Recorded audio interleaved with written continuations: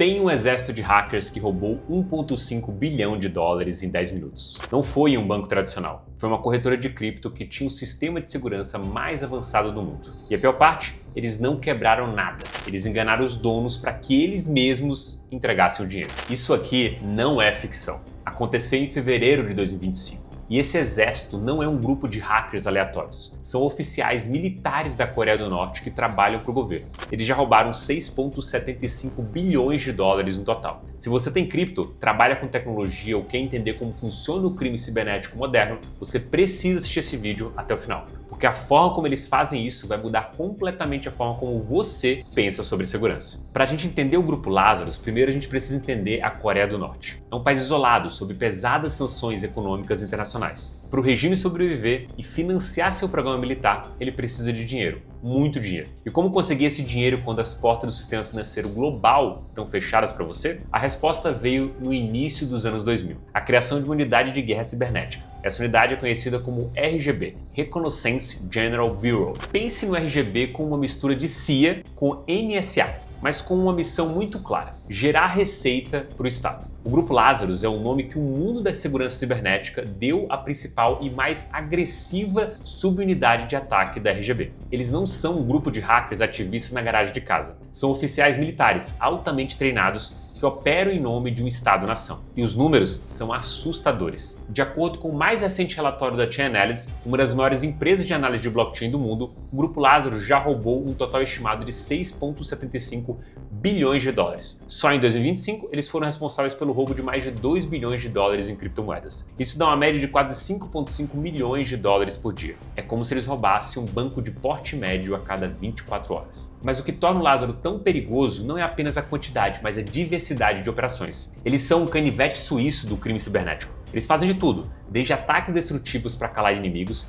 espionagem para roubar segredos militares, até o foco principal de hoje, roubos financeiros em escala nunca antes vista. O Grupo Lazarus não nasceu roubando criptomoedas, eles evoluíram. Seus primeiros grandes ataques no cenário mundial eram focados em destruição e intimidação. Em 2014, o mundo assistiu chocado ao ataque contra a Sony Pictures. O motivo? O filme A Entrevista, uma comédia que satirizava o líder norte-coreano Kim Jong-un. A resposta do regime foi desproporcional. Usando o codinome Guardians of Peace, o Lazarus não apenas vazou e-mails constrangedores e filmes inéditos, eles usaram um malware do tipo Wipe, que literalmente apaga os dados dos computadores. Eles destruíram a infraestrutura digital da Sony, causando um prejuízo estimado em mais de 150 milhões de dólares e paralisando a empresa. Foi uma demonstração de força bruta. 2 anos depois, em 2016, eles mostraram sua genialidade financeira. O alvo foi o Banco Central de Bangladesh. Aqui a analogia é a de um ladrão que estuda a planta do banco por meses. Eles se infiltraram na rede do banco e pacientemente aprenderam como os funcionários usavam o sistema de transferências internacionais, o SWIFT. Em uma noite de feriado, eles enviaram 35 ordens de transferência fraudulentas, totalizando quase 1 bilhão de dólares. Por um erro de digitação em uma das ordens que levantou suspeita, a maior parte foi bloqueada. Mas ainda assim, eles conseguiram escapar com 81 milhões de dólares. Foi o maior assalto a banco da história até então. E foi feito sem um único tiro. Então, em 2017, veio o ataque que colocou o nome Lazarus no mapa global de forma definitiva.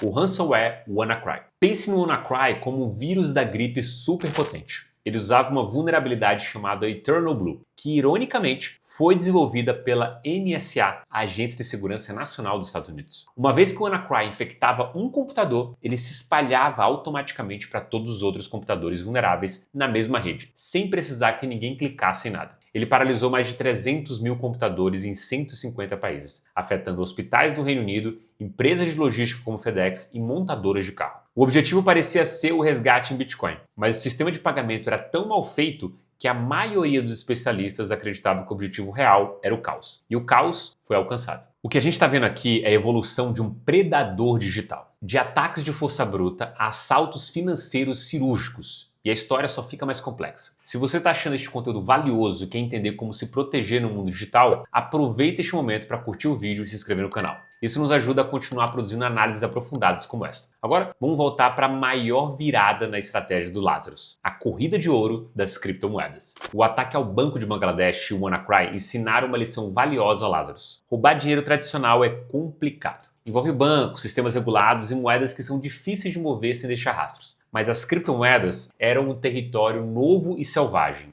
um velho oeste digital. Para a Coreia do Norte, as criptomoedas eram a solução perfeita. Elas são descentralizadas, pseudo-anônimas e podem ser movidas através de fronteiras com um clique de um botão, contornando todo o sistema financeiro tradicional e as sanções. A partir de 2018, o foco principal do Grupo Lazarus mudou drasticamente para o ecossistema cripto. Eles começaram a atacar corretoras, mas logo perceberam que o elo mais fraco não eram as corretoras em si, mas as pontes, bridges, entre diferentes blockchains. Pense em uma blockchain como uma ilha, com sua própria economia e moeda. Uma ponte é como uma balsa que permite que você leve sua moeda de uma ilha para outra. O problema é que muitas dessas balsas eram construídas às pressas, com falhas de segurança. O Lazarus se tornou especialista em encontrar essas falhas. Em março de 2022, eles atacaram a Ronin Bridge, a ponte usada pelo popular jogo Axie Infinity, e roubaram 540 milhões de dólares. Poucos meses depois, em junho de 2022, foi a vez da Harmony Horizon Bridge, de onde levaram mais de 100 milhões de dólares. O FBI confirmou publicamente a autoria do Lazarus em ambos os casos. A estratégia era clara: encontrar o ponto mais fraco da infraestrutura e explorá-la ao máximo. Mas todos esses ataques, por maiores que fossem, foram apenas um ensaio para a obra-prima do grupo. O ataque que redefiniria a escala do crime cibernético. Vamos voltar ao nosso cofre do início do vídeo. O roubo da Bybit em fevereiro de 2025 foi tão genial porque ele não tentou quebrar a porta do cofre. Ele enganou os donos do cofre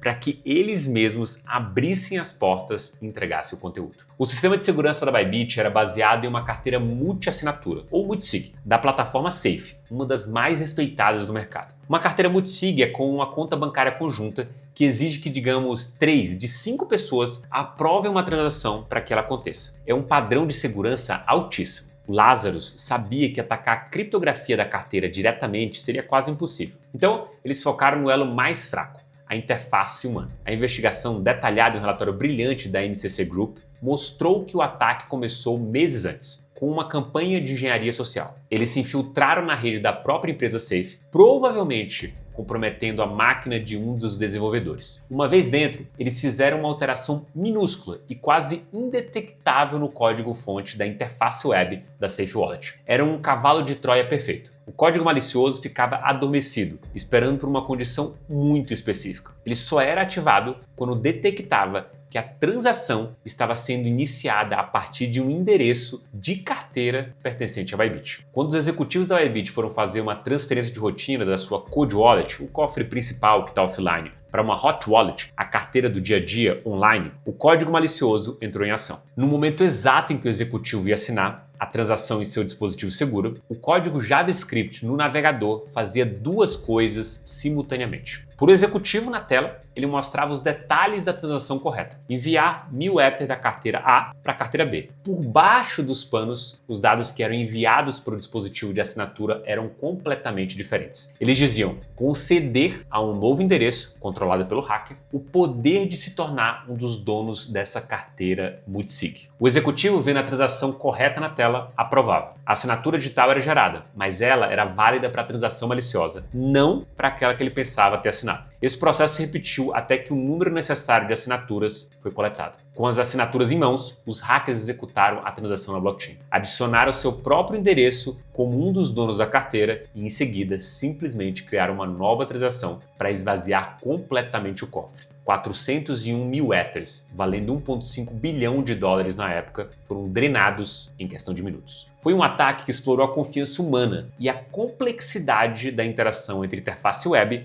e a segurança da blockchain. Foi em todos os sentidos o crime perfeito. É assustador, eu sei, e a sofisticação só aumenta. Entender esse mecanismo é o primeiro passo para se proteger. Se você está aprendendo algo novo e quer continuar recebendo esse tipo de análise detalhada, não se esqueça de deixar o seu like e se inscrever no canal. É a melhor forma de apoiar nosso trabalho. Agora, vamos ver o que acontece depois que o dinheiro é roubado. Roubar 1,5 bilhão de dólares é uma coisa. Conseguir usar esse dinheiro é outra completamente diferente. E aqui, o Grupo Lazarus opera em uma escala industrial. Eles desenvolveram uma esteira de lavagem de dinheiro tão eficiente que deixa qualquer cartel de drogas no chinelo. O processo, documentado pela TRM Labs e Chain Analysis, segue um padrão. Primeiro, fragmentação e dispersão. O primeiro passo é quebrar a grande quantia em milhares de transações menores enviadas para milhares de carteiras recém-criadas. Isso é como pegar uma pilha de $1 bilhão em notas de 100 e trocar tudo por moedas de 1 centavo, espalhando-as por toda a cidade. Torna o rastreamento manual impossível. Uso de mixers. Em seguida, eles usam um serviço de mixing, como o Tornado Cash. O mixer é como um liquidificador de criptomoedas. Vários usuários depositam seus fundos em um contrato inteligente que mistura tudo e depois permite que eles saquem a mesma quantia de um endereço diferente, quebrando o elo entre a origem e o destino. O Tornado Cash foi tão usado pelo Lazarus que o Tesouro dos Estados Unidos o sancionou em 2022. Terceiro, chain hopping. Eles não ficam em uma única blockchain. Eles usam pontes para pular de uma ilha para outra, do Ethereum para o Bitcoin, do Bitcoin para Tron e assim por diante. Cada pulo adiciona uma nova camada de complexidade para os investigadores. Quarto ponto, liquidação via OTCs. A fase final é transformar a cripto limpa em dinheiro de verdade. Para isso, eles contam com uma rede de corredores over-the-counters, os OTCs, na Ásia, principalmente na China. Esses corretores operam em uma zona cinzenta,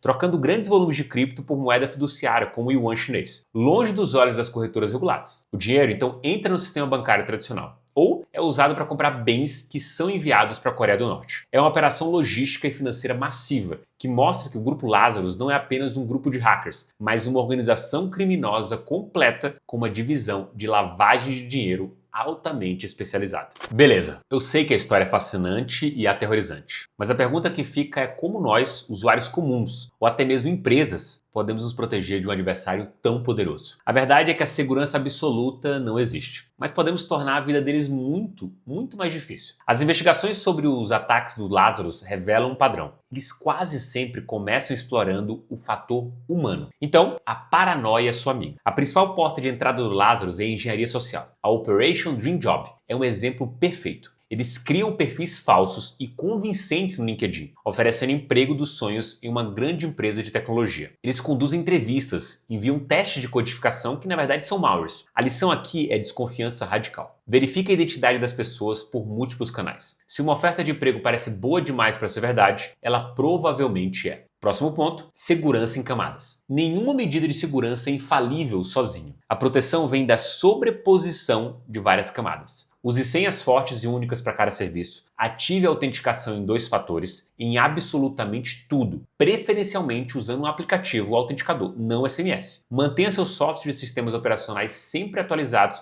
para se proteger de vulnerabilidades como o Eternal Blue. Separe seus cofres. Para quem investe em cripto, a lição do ataque à Bybit é clara. Não deixe grandes quantias de dinheiro em corretoras, hot wallets. Use uma hard wallet, carteira de rastro, como Ledger ou Trezor para guardar a maior parte dos seus ativos. Pense nela como o seu cofre principal que fica offline, isolado da internet. Use a corretora apenas para as transações do dia a dia com uma quantia menor. Verifique e verifique de novo. O ataque à Bybit explorou a confiança na interface. Ao assinar uma transação em sua hard wallet, o dispositivo em si mostra os detalhes da transação em sua pequena tela. Sempre verifique se o endereço de destino e o valor mostrado na tela do seu dispositivo correspondem exatamente ao que você espera. Essa pequena tela é a sua última linha de defesa contra um ataque de manipulação de interface. O Grupo Lazarus é um tubarão em um oceano cheio de peixes. Você não precisa ser mais rápido que o tubarão. Você só precisa ser mais rápido e mais esperto que os outros peixes ao seu redor. Adotar boas práticas de higiene digital é o que te tira do cardápio. A saga do Grupo Lazarus é mais do que uma história sobre hackers e dinheiro. É uma janela para o futuro da geopolítica e do crime. Mostra como nações podem travar guerras e financiar suas ambições não com mísseis, mas com malwares. Mostra como a mesma tecnologia que promete descentralização e liberdade, como as criptomoedas, pode ser cooptada e usada para fins ilícitos em uma escala monumental. Eles são a prova viva de que no mundo digital as fronteiras são irrelevantes e o campo de batalha pode ser seu próprio computador. A história do Lazarus está longe de terminar. Enquanto o regime norte-coreano precisar de dinheiro, seu exército de hackers vai continuar evoluindo, a inovar e vai atacar também. E cabe a nós, como usuários, empresas e comunidade global, estarmos um passo à frente. Obrigado por assistir essa análise profunda. Espero que tenha sido tão esclarecedora para você quanto foi para mim pesquisar e produzir este vídeo. Não se esqueça de deixar seu comentário abaixo com suas dúvidas ou o que mais te chocou nessa história e até o próximo vídeo.